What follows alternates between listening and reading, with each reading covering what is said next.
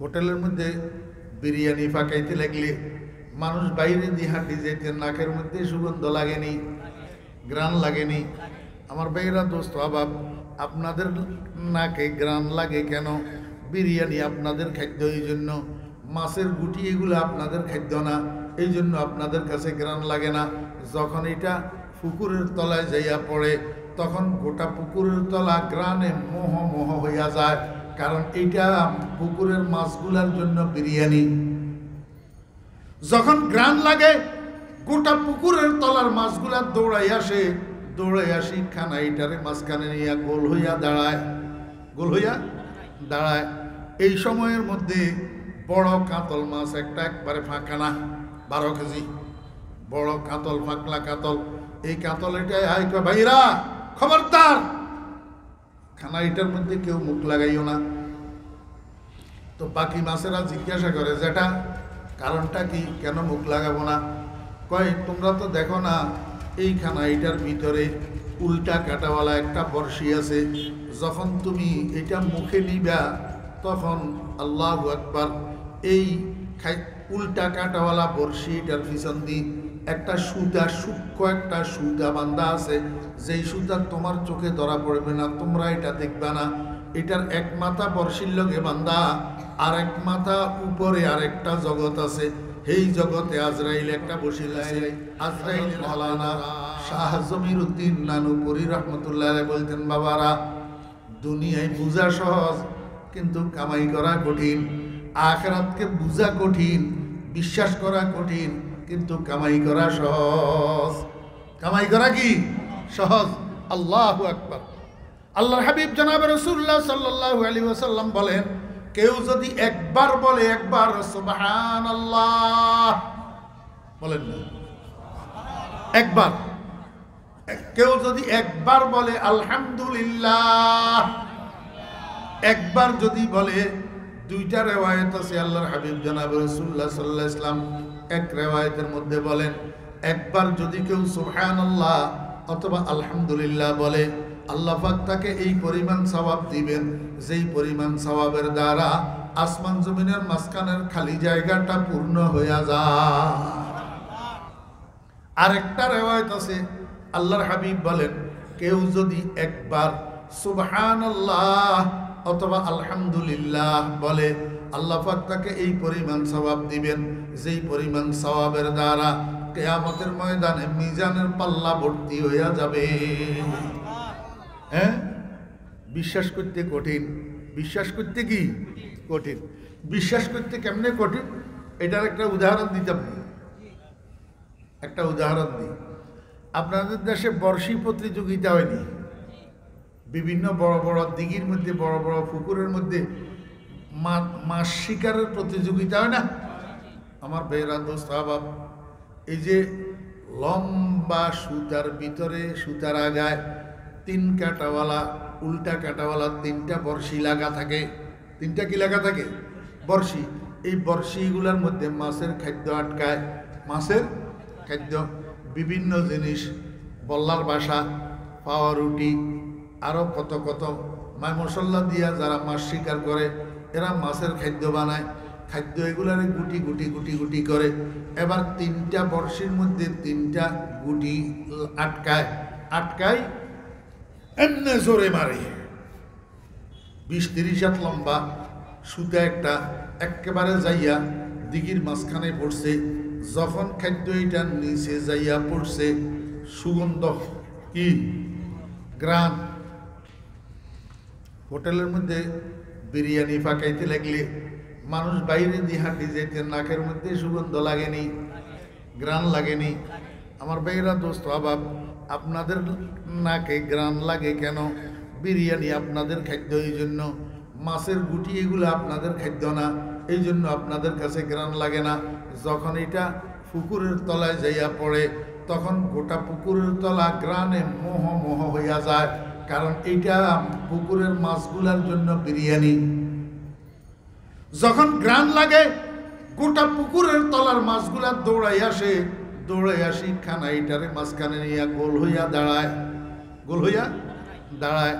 এই সময়ের মধ্যে বড় কাতল মাছ একটা একবারে ফাঁকা না, 12 কেজি বড় কাতল, পাকলা কাতল। এই কাতল এটাই হাই কয় ভাইরা খবরদার খানা এটার মধ্যে কেউ মুখ লাগাইও না। তো বাকি মাছেরা জিজ্ঞাসা করে যেটা কারণটা কি, কেন মুখ লাগাবো না? কয় তোমরা তো দেখো না এই খানা এটার ভিতরে উল্টা কাটাওয়ালা একটা বর্ষি আছে, যখন তুমি এটা মুখে নিবা তখন আল্লাহু আকবার, এই উল্টা কাটাওয়ালা বর্ষি এটার পিছন দিয়ে একটা সুতা, সূক্ষ্ম একটা সুতা বান্ধা আছে, যেই সুতা তোমার চোখে ধরা পড়বে না, তোমরা এটা দেখবে না। এটার এক মাথা বর্ষির লগে বান্ধা, আর এক মাথা উপরে আরেকটা জগৎ আছে, এই জগতে আজরাইল একটা বসে রয়েছে, আজরাইলের হাতে ধরা, আজরাইলের হাতে ধরা। আজরাইল এটাকে ওই মাছ শিকারী, মাছ শিকারী কয়। তারপরে কয় সুতা যেটা আছে এই সুতা এটার মধ্যে একটা কাঠি লাগানো আছে, সাদা কালো রঙের কাঠি লাগানো। কয় তুমি যখন খাদ্য এটা মুখে নিবা তখন কাঠি এটা টুক টুক করেই নড়বে, তখন আজরাইলের টের পাবে, হেসকা একটা টান মারবো, টানের লগে উল্টা কাটাওয়ালা বর্ষি এটা তোমার গলার মধ্যে আটকে যাব। এরপরে যত টানাটানি করবা আর ছুটার উপায় না। এইবার আজরাইলের হাতে এত বড় গোল হুইল একটা আছে, এটারে আস্তে আস্তে আস্তে আস্তে ঘুরাবে, আর তুমি আস্তে আস্তে স্থূল গতিতে কৌশলে আজরাইলের হাতে যাইয়া ধরা খাইয়া যাইবা, বাঁচতে পারিবা না। কথা ঠিক না বে ঠিক?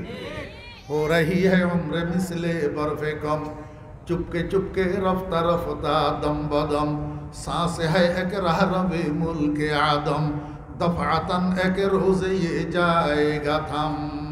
আমার বেরাত মুস্তাবাব এই কথাইগুলা আলেমেরা দুনিয়াদারদেরকে, দুনিয়ার কুকুরদেরকে, ওই দুনিয়ার ফসা গলা যারা খায়, হারাম হালাল বিচার করে না, ঘুষ পাইলেও খায়, সুদ পাইলেও খায়, আল্লাহু আকবার, এদেরকে ওলামায়ে কেরামেরা যত বুঝায় কিন্তু এদের কানে দিয়া আলেমদের কথা ঢুকে না।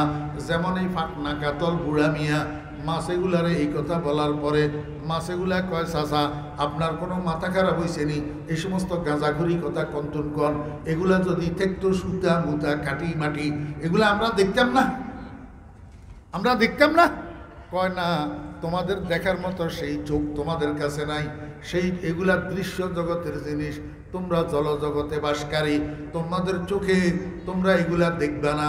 কয় আচ্ছা আচ্ছা, তারপরে কন আপনি যে কইলেন ওই উপরে আরেকটা জগৎ আছে, সেই জগৎ এটা আমরা যেই জগতে আছি এটা পুকুরের তলা, এই জগতের সমান কয় গুণ বড় হবে?